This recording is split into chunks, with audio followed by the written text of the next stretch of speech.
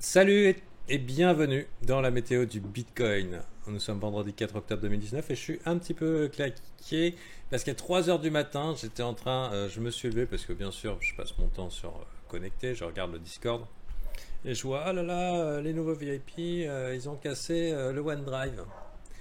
Et du coup, je me retrouve parce que moi, je déteste les trucs qui marchent pas. Je me suis levé, me suis mis sur mon PC, je me suis allé chercher partout dans les ressources du OneDrive, etc. Comment on allait augmenter la limite, hein, parce que le truc c'est qu'il y a 100 VIP qui sont arrivés ces derniers jours. On est passé à 239, le goal est atteint, tous ceux qui sont là et qui vont arriver ce mois-ci auront la formation gratuite qui va être enregistrée, je pense qu'elle va commencer l'enregistrement. Cette semaine, ce sera une formation complète qui leur sera offerte avec l'abonnement VIP. Si vous êtes VIP pendant cette période, vous en bénéficierez aussi. Je vais arrêter de faire la pub, hein. On est en début de mois, c'est fini. Ceux qui veulent être là, ils sont là. Les autres, vous verrez bien. J'ai pris parti de faire une formation d'excellente qualité et j'ai pris parti que ce soit ceux qui l'ont reçu gratuitement qui votent pour son prix. Donc j'espère que pour ceux qui la paieront plein pot, qui diront pas 1000 euros. Mais s'ils disent 0 balles, je vous l'offre. Donc moi je vais donner le meilleur. C'est parti, clac clac. Et comptez sur moi, ça va être du bon. Euh, non, je la vendrai jamais 1000 balles, hein. Pour moi, le but c'est voilà, que l'échange de valeur soit juste. Donc ceci étant dit, donc c'est parti, météo du Bitcoin. Pour le reste, Patreon et tout, vous n'entendrez plus parler. Jusqu'à la fin du mois, comme d'habitude, hein, j'insiste, fin du mois, début de mois, et puis après c'est fini. Donc ceux qui arrivent sur la chaîne disent, ah putain, Fantasio, il fait beaucoup de marketing et tout. Non, bon là c'est fini. Merci en tout cas. Un BTC information, pas mal, Poupa, bonne idée. Donc sur ce, ben plutôt pas mal. Et globalement, comme annoncé en début de semaine, ceci n'étant pas un W et donc un V-bottom, on pouvait penser que les W sont amenés à être retestés. Pas manqué, petit retour dans la zone de rechargement, même si le short était valide pour plein de raisons, enfin le long était valide pour plein de raisons potentielles. Petit tag de 0,618 et je me demande bien si sur XBT USD on n'est pas venu pile poil s'arrêter dessus. Parce que BitMEX c'est encore plus algorithmo sensiblo, hein. Voilà, Tools.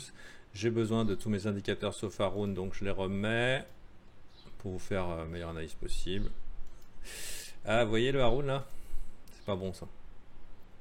En daily, il nous dit baissier. Alors vous vous dites, ah putain, Fanta, c'est un scoop. Ouais, mais là c'est bien dessiné. Un petit recontact ici et hop, c'est parti pour une vague vers le bas. Dans tous les cas, ceux qui se servent d'Haroon pour déterminer une tendance, en tout cas en daily, ils ont leur signal, hein, la tendance baissière. Cependant, le sentiment est extrêmement bearish et la probabilité n'est jamais du côté de la...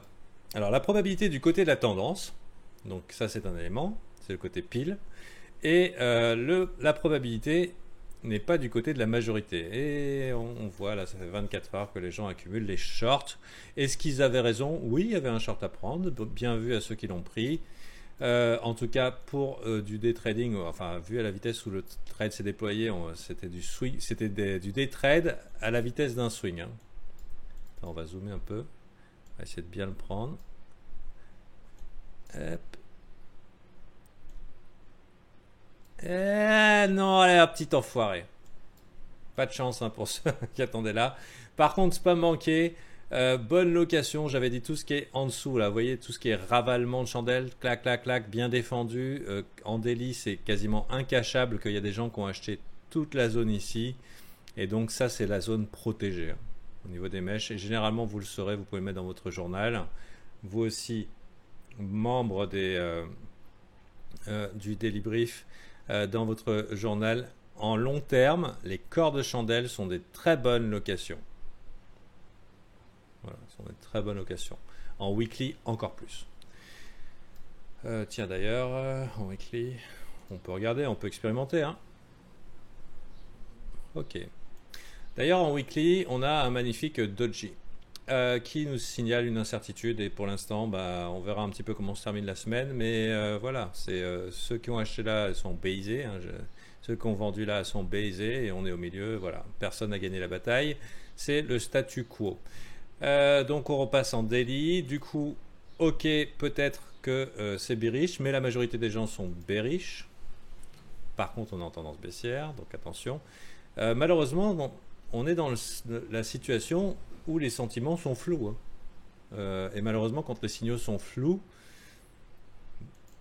eh ben, c'est beaucoup plus difficile de prendre une décision. Et il n'y a pas de mal à s'asseoir sur ses mains. C'est parfois très professionnel. Il y a quelqu'un qui vient me voir et dit donc, Fanta, et quand tu vois vraiment pas le marché où ça va et tout, qu'est-ce que tu fais? Bah rien, c'est très professionnel. Le truc, c'est qu'on veut toujours de l'action. On va dire, ah putain, il faut que je gagne mes 1% par jour. Non, il faut que tu perdes pas tes 1% par jour déjà pour commencer. Et parfois, le marché te donne les signaux et parfois, il te le donne pas. Le merveilleux signal et qui pourrait faire de moi un Bitcoin maximaliste, ça serait un W en daily confirmé. Après une bonne semaine de baston et d'indécision, un petit éventuellement tag comme ça et on repart comme ça. Et là, on est reparti pour la tendance. Pourquoi pas inversion de tendance et on verra si on explose ces résistances. Mais pour l'heure, eh ben, malheureusement, si on trade en tendance, j'ai bien l'impression que le marché ne fait que nous donner des signaux de continuation baissière. Et ça, c'est pas cool. Ok, il y a des zones acheteuses ici. C'est un peu trop tôt pour se dire je vais acheter le bottom de ce truc-là, puisqu'on n'a pas notre bottom en daily. Et en 4 heures, on va virer à Rune. En 4 heures, bah en fait, ça veut se déployer vers le bas. Donc, c'est pas bon. C'est pas bon, c'est pas bon. Le seul truc qui m'embête dans tout ça, c'est que tout le monde est baissier. Donc, qu'est-ce qui peut se passer? Ce qui peut se passer quand tout le monde est baissier, mais effectivement, le trade logique, il est baissier, c'est le fuck move. Ça veut dire, ok, les shorts, vous accumulez les shorts, vous accumulez les shorts, les shorts. Alors, soit d'un coup, on fuck move tout le monde et on les fait courir dans le sens inverse. Soit on fait une chasse au stop, donc en fait on lâche du lest sur la montgolfière qui ne peut pas aller dans la direction qu'elle doit aller, et ensuite on y va. Voilà. Donc j'aurais tendance à penser, vu ce marché là qui traîne à aller là où il veut aller, à essayer de chasser des mouvements extrêmes dans le sens opposé. Bien sûr, si ça se confirme dans la tendance décidée, là on oublie. Mais pour l'heure, en 4 heures, plus bas sommet, plus bas creux, plus bas sommet, plus bas creux, plus bas sommet, plus bas creux, j'aurais dit la majorité a raison d'être paire. Voilà. Et je dirais même qu'en daily, nous... Alors, il y a plusieurs choses. C'est là où les signaux ils sont flous. C'est qu'ici, par rapport à ce push ici qui était sympathique, on a un bull flag. D'accord. Donc, sur un break là, on peut penser, ok, YOLO, on part vers le haut. On part vers le haut et peut-être là on irait taquiner comme on en avait parlé aussi en début de semaine, ce premier arrêt là, ce 0,382 qui nous donne la suite. Est-ce qu'on a un rebond de chat mort ou pas de rebond de chat mort? Rebond de chat mort, c'est le... C'est on pousse et ça dégueule. Donc c'est possible. C'est possible. Ça c'est le premier... signal potentiel. Le deuxième, et pour les anciens du monde du brief, on voit bien qu'on a un potentiel bearish pot. Alors qui peut être, on peut perdre, hein, c'est pas parce qu'un setup est là que c'est garanti, c'est une probabilité. Notre setup de continuation baissière nous dit qu'il est invalide, donc je retire ce que j'ai dit. Donc il est invalide, on ne peut pas le prendre. On a effectivement des plus bas sommets, plus bas creux pour renforcer notre trade, mais c'est trop tôt pour. Il n'y a pas eu assez de retracement pour dire qu'il est valide. Donc, ok, j'ignore ça. Donc, pour l'instant, entre le bull flag ici court terme, le sentiment extrêmement baissier, la plupart des gens qui sont en short, et on verra ça nous avec nos outils d'order flow, membres du VIP, je serais pas contre ce petit push là. Mais personnellement, j'aurais tendance à être assez greedy sur mon entrée. J'ai pris un petit peu de Bitcoin parce que l'allocation est intéressante. Ok, on est en baissier, je vais certainement pas miser la ferme. Je suis grand majoritaire en cash. Mais si je dois prendre un trade, je vais pouvoir prendre le trade, bien sûr avec un petit levier, parce que c'est comme ça que je trade, pour limiter justement mon argent engagé, surtout en bear market. Et si je dois le prendre, ben là, il sera sérieux. Du coup, j'ai un petit peu de Bitcoin qui doit correspondre actuellement à, je sais pas, 15% de mon capital en mode hodl, juste pour mon trading. Pour le reste, je suis baissier, je suis complètement OK pour attendre beaucoup plus bas. Zone de rechargement long terme, comme je vous en parlais, pour ce qui est. Alors, quels que soient les swings, si je veux envisager réinvestir dans Bitcoin, personnellement, moi j'attendrai des signaux qui soient par ici. Voilà.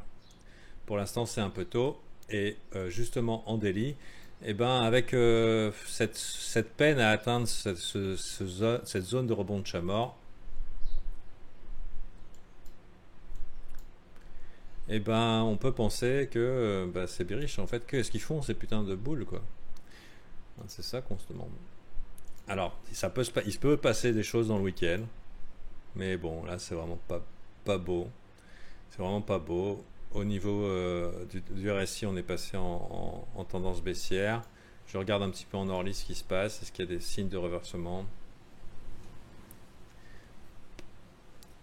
Ça peut arriver, puisque là, vous voyez une divergence potentielle, mais ça impliquerait que pour envisager une divergence en orly et dire ok, il y a une chance, tu me dis qu'il y a une chance, il faudrait un push violent. Donc le potentiel bull flag. Si c'est dans votre trading plan, tradez-le, gestion du risque appropriée. Si ça ne l'est pas, asseyez-vous sur vos mains.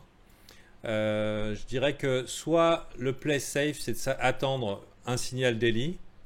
Vous remarquerez qu'en daily, ok, on a un potentiel W, mais nous, par rapport à notre modèle de trading de reversal, on aime bien avoir ok du momentum bullish, mais si possible une divergence. Et là, c'est pas le cas. Ok, c'est un peu divergent de voir ça qui descend et ça qui monte, mais c'est pas ça une vraie divergence. La vraie divergence, ce serait un MACD en daily qui ferait ça, un bust du low là, et ici on fait le W, justement, peut-être alors que des gens sont en train d'accumuler leur stop ici pour un swing long sur ces endroits évidents.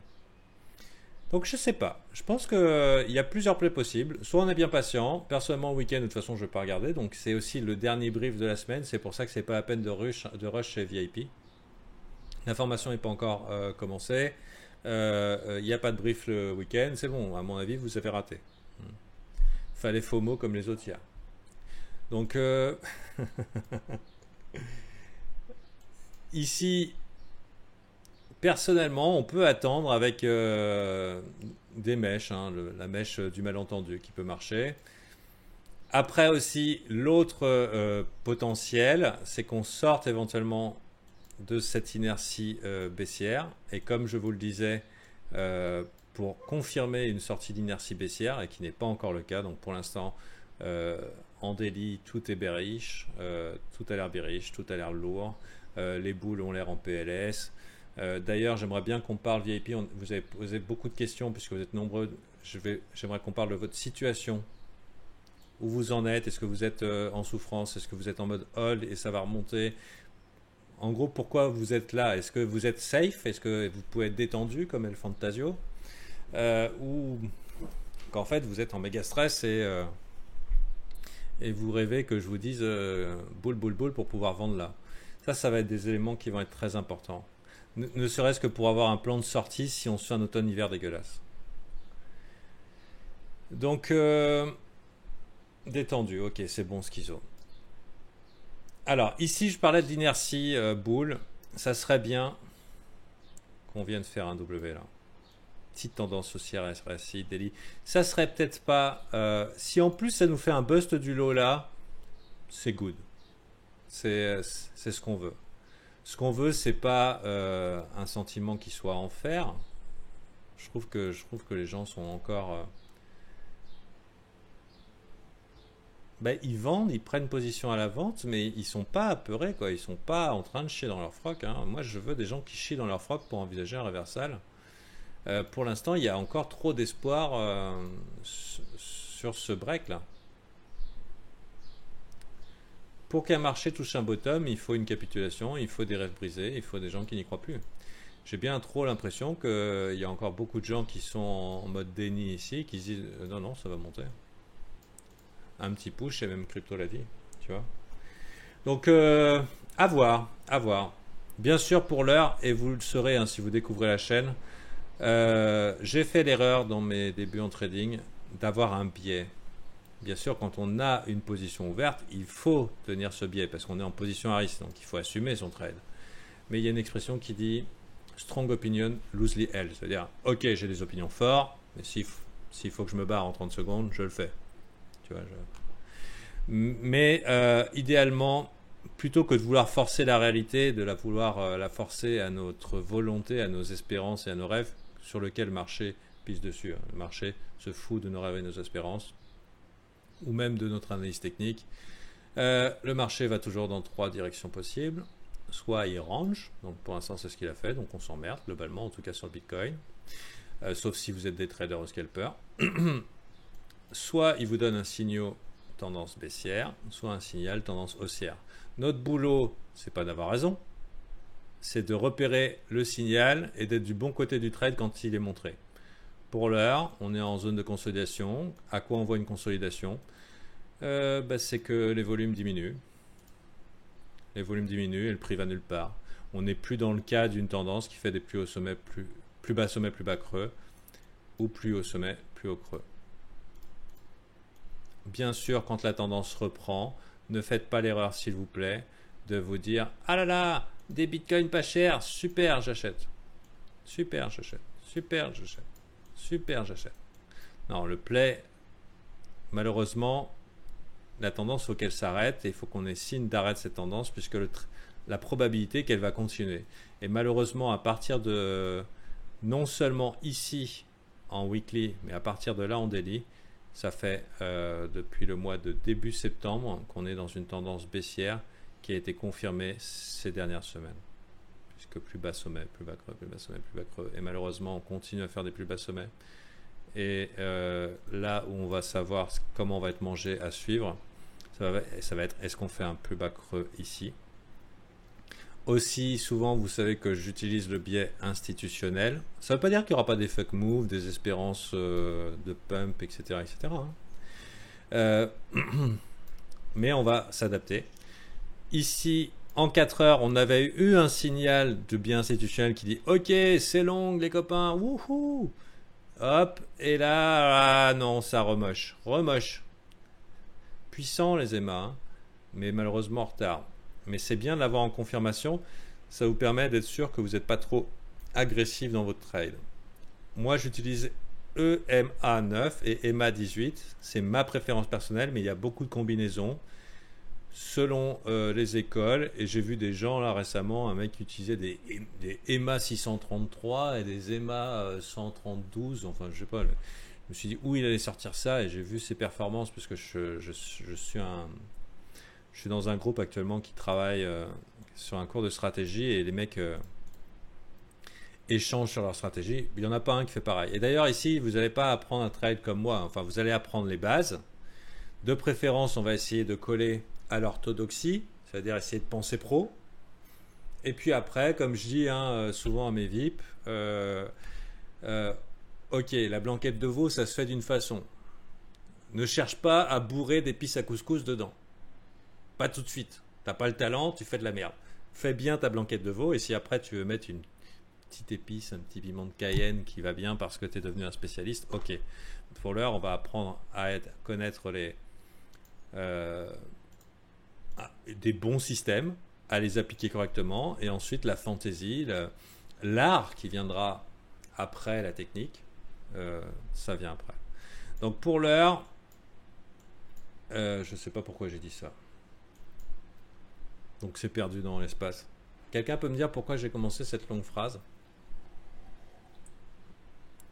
Voilà, c'est ça l'impro. Donc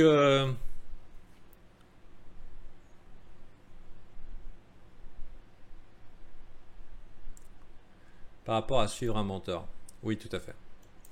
Donc voilà. Donc oui, c'était ça. C'est que je suis dans un groupe et chacun a sa propre sauce. Mais c'est tous des vétérans. Hein.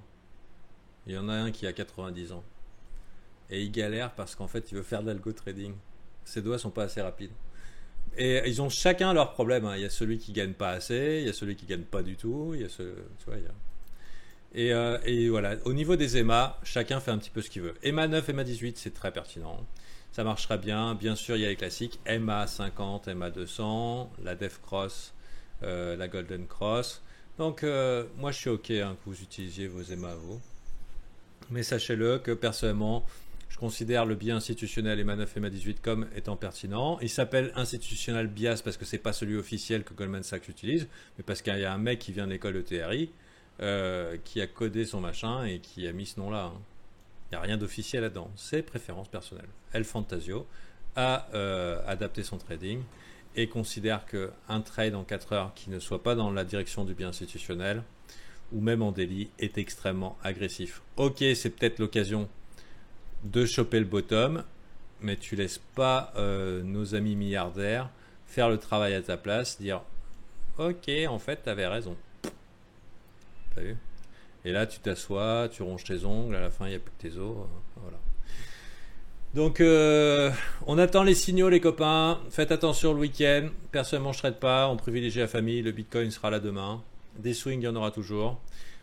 En daily, comme vous avez vu, la tendance est baissière.